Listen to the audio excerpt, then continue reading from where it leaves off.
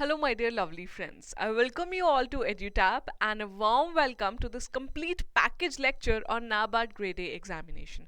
So, as you can see on my screen, I am gonna discuss with you about the NABARD examination, whiz the pattern, syllabus of the examination, eligibility criteria, cut-offs of the previous years, and finally the strategy to crack this examination if you are especially preparing for 2022. Right. So I will try to wind up everything that is a query in your mind whenever you start preparing for NABARD grade examination. Especially if you are a beginner, this is gonna really help you, right? So let's get started, and I would request you to subscribe to our YouTube channel and also join our Telegram channel so that you can get daily updates, daily content that is absolutely free and is best for RBA grade B, NABARD grade A, SEBI grade A, right? So guys, talking about the pattern, we will go in our cycle order only. So first we'll discuss the pattern. So guys, the examination has three phases: phase 1, phase 2 and phase 3. Often it is called as phase 3, but it is your interview stage. So these are the three stages of this examination. Now of course, pattern includes that what all gonna be there in the phase 1.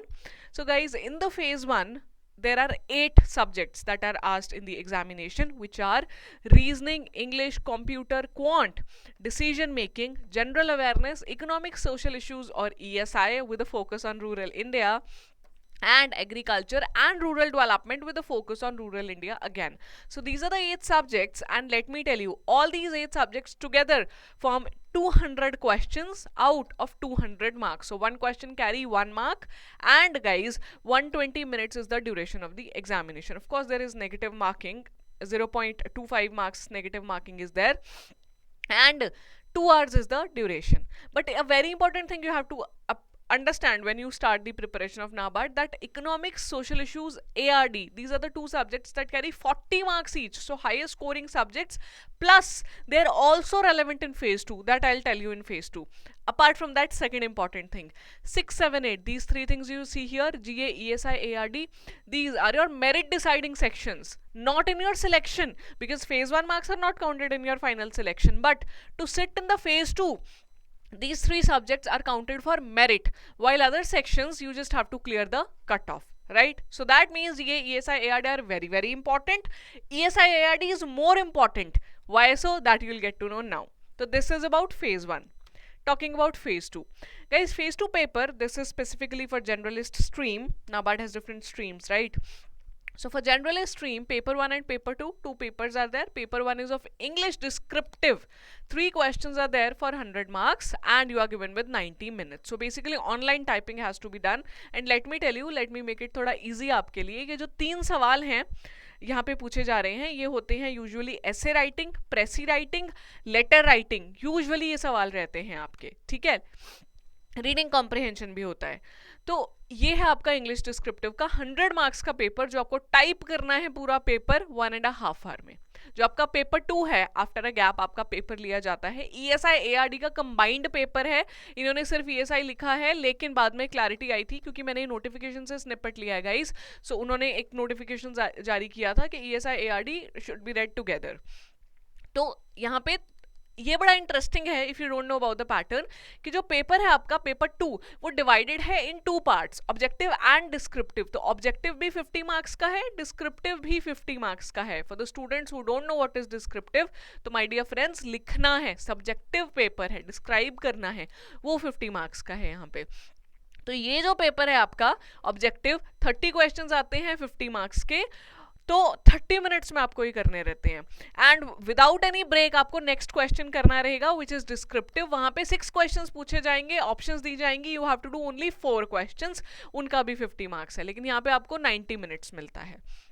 That means कि आपको 30 minutes is for objective, 90 minutes is for descriptive. There is no break in between paper 2 का objective and subjective. Once you click on last question of objective, आपका साथ ही subjective start हो जाएगा, right?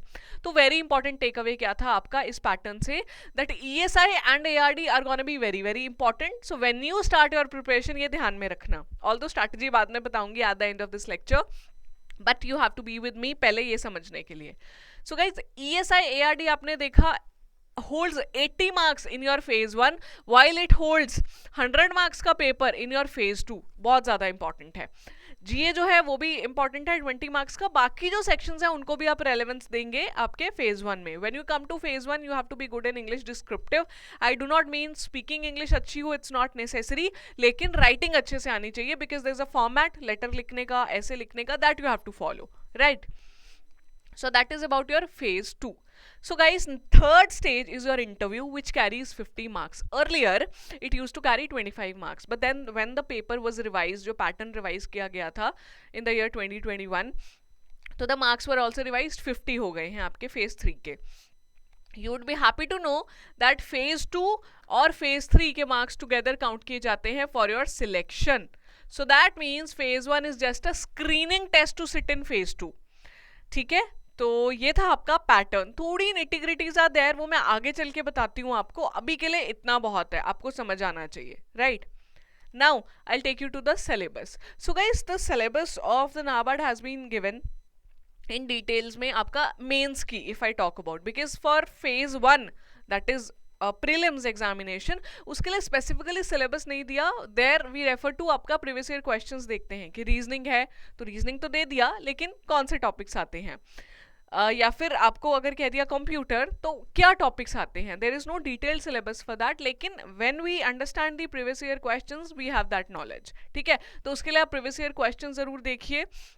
आपको if you find it out the NABARD grade A previous year questions online मिल जाएंगे. If you enrol to our course, PYQs course free है, उसमें भी आपको मिल जाएंगे, तो that will help a lot.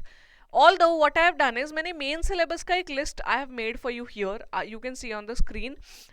Actually it will be better if you read it in the PDF format. Main syllabus का, उसके लिए ना I'll show you the PDF that I have made for you. Just give me a second. Here it is. So this PDF I'll post in the Telegram. तो link I'll give in the description of this video. You can go there and download this PDF directly. ये हमने बनाया था आपके लिए official syllabus से, so you can go through here. ठीक है, अपने आप read कर लेना. I'll quickly फटाफट से tell you what all is there. So if we talk about the mains English का paper, essay, pressy writing, comprehension, business office correspondence, तो उन्होंने लिखा है कि it is to assess the writing skills, आपका understanding basically. तो ये आप please पढ़ लीजिएगा. Then paper 2, economic social issues and ARD is coming together. So here they have written जैसे नेचर ऑफ इंडियन इकोनॉमी क्या है, इन्फ्लेशन क्या है, पॉपुलेशन ट्रेंड्स, क्या पॉपुलेशन पॉलिसी चल रही है, what is the trend in our population, agriculture, economy में एग्रीकल्चर है, that what impact does it has, तो characteristic, status, technical institutional changes, performance of the agriculture, तो जो आपका बजट में परफॉर्मेंस आता है, इकोनॉमिक सर्वे में आता है, वो इंपॉर्टेंट हो जाता है. Industry, your industry labor policy, industrial performance, rural banking and financial institution, this is very very important my dear friends आपके नाबार्ड के लिए. I'll highlight it, ठीक है, ये लो. Then globalization of the economy, तो all the important WTO, IMF, World Bank, ये सब क्या करते रहते हैं, वो is important. Social structure in India, what is it, gender issues क्या हैं, social infrastructure कैसा है, education very important topic, social justice, तो STs are considered a favorite topic of now, but they tend to ask 1 or 2 questions from the schemes that are related to STs and all. ठीक है, तो positive discrimination in the favour of under privilege, तो यहाँ पे थोड़ा Indian constitution का role आ जाता है. End of course current economics and social issues, तो इनको डिफाइन कैसे करेंगे, करंट इकोनॉमिक्स सोशल इश्यूज तो बहुत इंपॉर्टेंट है, बहुत बड़ा है. So guys all the things mentioned above whenever they are in news, तो वो बन जाता है आपका economics and social issues. So when you are reading current affairs, you have to have a syllabus. I would suggest you download this copy and keep it somewhere with you, okay, so that you can go through it again and again and you realize that okay, अगर मैं newspaper पढ़ूँ I can identify ये मेरे NABARD exam के लिए important है. Secondly PYQs भी देखने पड़ेंगे, that I have already told you, क्योंकि उसी से तो एग्जाम का बेसिकली एसेंस समझ में आता है. You get to know that what all examiner is expecting from me, right. Moving on to agriculture rural development, तो यहाँ पे एग्रीकल्चर डिफाइंड सिलेबस है मेंस का. It is common for ESI ARD में जो फेज 1 और फेज 2 का syllabus है वो कॉमन है. If I did not tell you पहले, तो थोड़ा आराम चिल कीजिए. ARD and ESI syllabus for phase 1 and phase 2 is absolutely same. जो बाकी का बचा फेज 1 का सिलेबस है वो PYQs के थ्रू आप देख लेंगे. तो जी soil water conservation, water resources, farm agri engineering, plantation horticulture, animal husbandry, fisheries, forestry, agri extension, ecology, climate change, present scenario of the agriculture or rural development, जिसमें they have specifically mentioned schemes like MG Narega, NRLM, rural drinking water programs, rural housing. तो basically questions are directly from these topics. ठीक है, तो आप इसको जरूर download कीजिएगा. I'll link it in the my Telegram. ठीक है, तो ये हो गया जी आपका syllabus. Now I take you to the next important part. Right, okay, I am sorry, it is taking me again पीछे. राइट, तो now we know what is the examination pattern, we know what is the syllabus. Next thing is eligibility. So eligibility is not very hard and fast. बहुत ज़्यादा आपको डरने की ज़रूरत नहीं है. एक दो फैक्टर्स हैं that I tell you. First of all nationality. So you have to be an Indian national. They have given it. That means you should have a document that you are a nationality of, you hold the nationality of India. Age is guys 21 to 30 years. So 30 years is the upper limit, but so in case of OBC applicants 3 years is extension that is given, right? दिया जाता है rebate kind of. SC ST candidates हैं, ex servicemen, other officers, if you have some SSC officers रहे हो military में somewhere, then 5 years का आपको extra extension मिलता है. And if you are a person with disability, then 10 years का मिल जाता है आपको. So this is once you read, so you'll be very clear. But otherwise it's 21 to 30 years, right? Qualification क्या है? You have to be a graduate. No defined stream is there that इसी stream का रहना है. Of course, if you are going to appear in the generalist stream, तो आपका background कुछ भी हो सकता है. But very important thing, in your bachelor's degree, which is to be from a recognized university, okay, with a minimum score of 60% marks. And if you are SC ST PWD तो 55% हो जाएंगे. That means graduation में if you have got less than 60% marks, then you are not eligible. भले ही if you are 25 years old, आपका nationality है Indian, लेकिन degree बहुत अच्छी की है आपने, but if you do not have 60% marks तो नहीं appear कर सकते हो. ठीक है, CGPA है तो वो conversion formula रहता है यूजुअली कि आप convert कर लीजिए परसेंटेज में, तो वो ये आना चाहिए. पीजी डिग्री के बेसिस पे अप्लाई करना चाहते हो तो 55% मार्क्स यहाँ पे होने चाहिए, राइट? अगर स्पेशली कोई स्पेशलिस्ट स्ट्रीम है तो, right? Then number of attempts guys, no limit. Number of attempts पे कोई लिमिट नहीं है. जब तक आप 30 इयर्स 30 बरस के होने ही जाते हो पेपर दे सकते हो. ठीक है जी. So this is about the eligibility. कोई बहुत ज़्यादा मुश्किल नहीं है. It's not at all complicated. I think you understand the criterion. So once the notification, whenever you are giving the examination, जब नोटिफिकेशन आता है तो एक बार you have to tally the conversion formula. वो नोटिफिकेशन में ही दे देते हैं अगर CGPA है आपका तो, right? If you don't have the CGPA percentage है then तो it is very clear, right? So that's about your eligibility. Now I'm taking you to the cutoffs. Now we have to understand that ये exam में basically level क्या है. What are the cutoffs जो पहले की गई हैं, आई हैं इस एग्जाम की सिलेक्शन में. तो before I show you the data of the cut off, जो बहुत ही मेहनत करके we have drawn out the table analysis निकाला है आपके लिए हर कैटेगरी का, I want to tell you two important things which I have mentioned here. पहला है phase 1 marks are not considered for your final selection. ये आपको समझ में रहना चाहिए. सेकेंड इज जो आपका इंटरव्यू है और जो फेज 2 के मार्क्स हैं वो आपकी फाइनल सिलेक्शन बताएंगे. Right, this is very very important, but that does not mean that you take phase 1 lightly because it is a screening test. If you are not able to clear your first hurdle, phase 1, तो फिर आगे करो भी ये भी क्या है ना. तो equal importance है, phase 1 की अपनी है, phase 2 और interview की अपनी है, right? So चलिए I'll show you the cut off year wise. तो phase 1 का this is guys for unreserved category.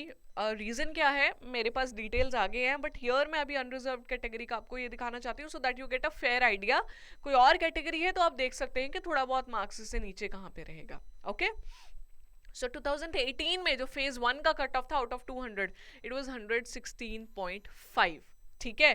Then guys जो आपका फेज 2 का कट ऑफ था, इसमें interview marks are not added, only phase 2 की बात हो रही है. It was 153.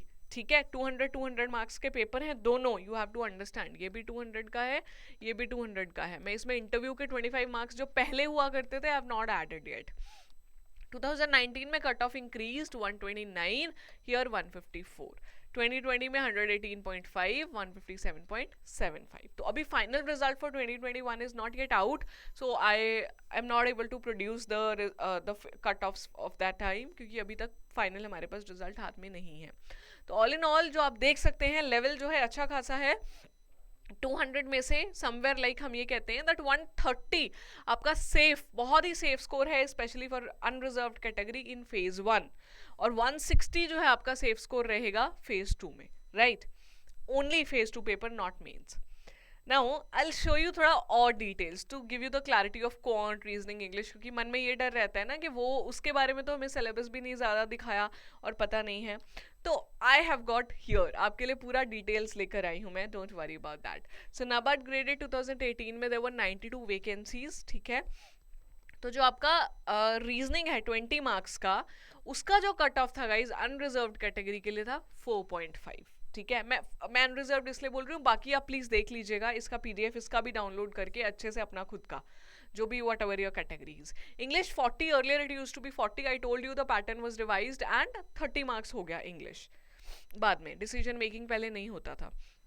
तो 13.25 जो है आपका आउट ऑफ 40 कट ऑफ है. Sectional cut off I am talking about. You have to get minimum this marks, ठीक है. सेक्शनल कट ऑफ का मतलब रहता है that if you don't get 4.5 out of 20 reasoning में से, तो भले ही you are getting 125 marks cut off full से ज़्यादा, you won't be able to sit in the phase 2 because you have to clear the minimum limit जो उन्होंने दिया है, ठीक है. इंग्लिश का 13.25, computer was 4 out of 20, GA 3 था, ESI 5.75, ARD 4, क्वांट्स 4, तो टोटल था 116.5. तो प्लीज यहाँ पे ना इतने कम मार्क्स देख के एक तो खुश नहीं होना आपने कि ये तो 3 ही मार्क्स हैं, because guys this is the minimum cut off. 3 तो मिनिमम लेने हैं, टोटल ओवरऑल आपको इतना लेना है 116.5. सेकेंडली डीमोटिवेटेड भी नहीं होना है इस हाई कट ऑफ को देख के, because you have to understand इतने सारे सब्जेक्ट्स हैं यहाँ पे. अच्छी चीज़ ये है आप अपना स्ट्रेंथ ढूंढ सकते हो कि दिस सब्जेक्ट में अगर मैं रीजनिंग में कम भी कर लेता हूँ and I really do well in English, I will be fine. English मेरा अच्छा नहीं भी है, ठीक ठाक कर लूँ, लेकिन मैं ESI ARD में बहुत अच्छा कर लूँ, तो I can still make it. तो ये आपको बैलेंस जो है वो ढूंढ कर निकालना है, ठीक है. तो गाइज ये थी 2018 की बात. फिर जो पेपर 1 पेपर 2 का कट ऑफ तो I have already shown you, ठीक है, कि जो मिला के था फेज 2 में 124 था, इंटरव्यू का 153 हो गया. अच्छा नहीं, तो फिर आई एम सॉरी, ये जो मैंने आपको दिखाया है ये फेज 2 प्लस इंटरव्यू है. आई am sorry about this year, तो ये इंटरव्यू भी इसमें आ जाता है, राइट. तो वो काफ़ी हाई हो जाता. 153 इज द कट ऑफ. तो ये किस में से था? आउट ऑफ 225 मार्क्स, 25 किसके थे? इंटरव्यू के, राइट. सो ये है आपका 2018 का कट ऑफ.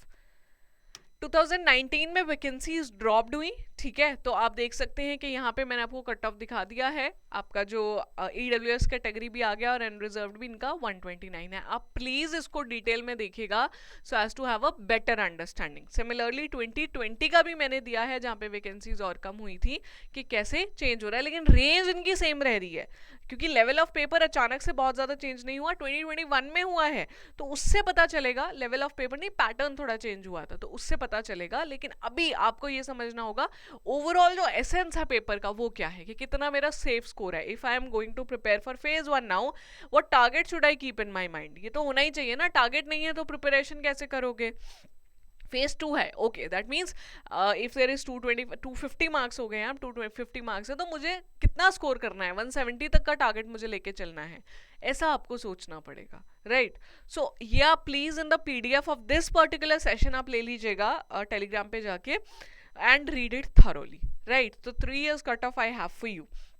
तो हमने कट ऑफ भी अच्छे से आपकी डिस्कस कर ली है. अब मैं लेकर चलती हूँ आपको last leg of this lecture पे, दैट इज स्ट्रैटेजी. तो now I know what is the pattern of the examination, now I know what is the syllabus of the examination. मुझे ये पता है मैं एलिजिबल हूँ कि नहीं, मुझे ये पता है कट ऑफ्स क्या थी, प्रीवियस ईयर क्वेश्चंस आप देखेंगे because you know in this lecture I can not discuss PYQs with you, लेकिन एसेंस मैंने आपको बता दिया है फिर भी, ठीक है. तो अब what do I do, where do I start? तो उसके लिए guys you have to know these things जो मैं आपके सामने प्रेजेंट कर रही हूँ. Pattern of the examination, syllabus of the examination, requirement of the examination which is again I am saying previous year questions. देखिए ना, सिलेबस दिया गया है, प्रीवियस ईयर क्वेश्चन देखेंगे तो you will be able to understand कि अच्छा ये सिलेबस है, ठीक है. पहले तो अपने आप को डिफाइन करेंगे आप सिलेबस देख के कि एग्रीकल्चर पढ़ना है तो ये थोड़े ना कि पूरी दुनिया का एग्रीकल्चर पढ़ लेंगे, आप सिलेबस के हिसाब से ही तो पढ़ेंगे. After you read your agriculture then you will see the previous year questions कि अच्छा इसमें से ना ये चैप्टर सबसे इंपॉर्टेंट है क्योंकि बार बार पूछा जा रहा है, ये चैप्टर को ज़्यादा नहीं पूछते हैं, ये वाला जो चैप्टर है ठीक ठीक है, मैं इसको ठीक ठाक से भी पढ़ लूँ तो चलेगा. तो ये आपको ड्रॉ करना होगा, एनालिसिस करना होगा. ट्रस्ट मी, करके जाओगे ना बहुत ज़्यादा कॉन्फिडेंट हो जाओगे पेपर में, and chances of clearing the paper will increase. बहुत सारे स्टूडेंट्स आते हैं who are working day in day out, अच्छे से पढ़ रहे हैं, पर क्या कर रहे हैं, वो रिस्ट्रिक्ट नहीं कर रहे हैं खुद को. हमें वो गलती नहीं करनी है क्योंकि हमें तो टॉपर्स की तरह बनना है, राइट. टॉपर इंटरव्यू भी देख सकते हैं आप, काफ़ी सारे आपको मोटिवेशन में हेल्प मिलेगी. तो ये 3 चीज़ें हैं, ठीक है. मैंने बहुत अच्छा सा try to inform you. Then guys एक प्रैक्टिकल प्लान चाहिए आपको so that you can adhere to it. Daily पढ़ो. एंड देन फाइनली कंसिस्टेंसी और डेडिकेशन. डेली कंसिस्टेंसी क्या होता है, every day you are working on it, every day वो काम करना है आपको, चाहे कम करो या ज़्यादा, एवरी डे करना है. और डेडिकेशन नहीं है तो कंसिस्टेंसी नहीं आएगी. ये मुझे आपकी तरफ से चाहिए. 3 चीज़ें मैंने आपको दे दी हैं. प्रैक्टिकल प्लान मैं अभी आपके साथ शेयर करने वाली हूँ, उसको आप अपने हिसाब से समझिएगा. बेसिकली प्रैक्टिकल प्लान में ऐसे देने वाली हूँ that you understand the right strategy to basically approach this examination so that you can clear it. तो guys whenever you start the preparation, आपके माइंड में क्या रहना चाहिए, syllabus of ESI and ARD which is static, जो list मैंने आपको दिखाया है. तो you should start preparing it. Descriptive objective questions का प्रैक्टिस करना है. इस टाइम पे when you are reading the static syllabus there is no need to read the current affairs. Reason is because once you start reading current affairs, you will keep on reading it till your selection. क्योंकि current affairs तो phase 1 में आना है, it has to come in phase 2, it has to even come in your interview. तो आप current affairs को बाद में छेड़ोगे when your static syllabus is done, especially for ARD. ठीक है, क्योंकि why am I saying ARD, ESI में तो बहुत कुछ वैसे ही करंट होता है, स्कीम्स हैं, रिपोर्ट्स हैं, ये सब रहता है ना. तो ये आप पढ़ेंगे. इंग्लिश डिस्क्रिप्टिव का भी, क्योंकि क्वेश्चन ज़्यादा नहीं है, देयर आर ओनली 3 क्वेश्चंस, ऐसे, precis, comprehension etcetera. So you write, practice those. ठीक है, टाइमलाइन को डिसाइड कीजिए. जब आप ये कर लेते हैं, ये आपका हो गया, फिर आप क्या करेंगे, करंट अफेयर्स पे जंप ऑन करेंगे. करंट अफेयर्स क्या है, ESI ARD का ऑब्वियसली 80 मार्क्स फेज 1 में है, 100 मार्क्स फेज 2 में है. तो you'll start with the current affairs of ESI ARD. Government schemes you will prepare. This I am saying क्योंकि मैंने आपका एग्जामिनेशन का एनालिसिस किया है, मैंने वो एग्जामिनेशन दिया है आपके लिए जानने के लिए. तो गवर्नमेंट स्कीम्स को पढ़ेंगे आप बहुत अच्छे से, फिर सिलेबस से रिलेट करके कि अच्छा ये स्कीम मेरे सिलेबस में दिया है, मुझे तो पढ़ना चाहिए. क्या ये स्कीम ऐसे किसी टॉपिक से रिलेट करता है जो मेरे सिलेबस में दिया है, I should read it. All those things you have to do. Then reports, my dear friends. Union budget, economic survey, the latest one that are available, you'll have to cover. And of course, QRE hai phase 1. As I always say, you cannot ignore phase 1. So you will do your phase 1 also. So this is a strategy. अब strategy का another very important point is your revision. Revision किए बिना you cannot clear this examination. When I say it, you have to trust me. Guys, कुछ भी पढ़ के जाओ, अगर वो रिवाइज नहीं कर रहे हो, you will not be able to recall in the examination. We don't want you to be in that situation. जो पढ़ा है उसको हम रिवाइज करेंगे, ये स्ट्रैटेजी अपनानी है आपने शुरू से ही. फिर जब ये सेट हो जाता है तो फिर अब आप आ जाएंगे अपने रिवीजन और प्रैक्टिस मोड में. तो पहले हम बेसिक चीज़ें कवर करेंगे, उसके बाद थोड़ी कॉम्प्लेक्स चीज़ों पे जाएंगे जो ज़्यादा हैं. कॉम्प्लेक्स मुश्किल नहीं, ज़्यादा हैं. उसके बाद में हम रिवीजन करेंगे और प्रैक्टिस करेंगे. ये स्ट्रैटेजी जो है आप फॉलो करेंगे after knowing all these things, right? So that is it from my end. I hope you found this video useful. Thank you so much for your precious time. कोई problem है, कोई concern है, hello@edutab.co.in पे mail डालिएगा. We wish you all the very best from our entire team. Bye bye.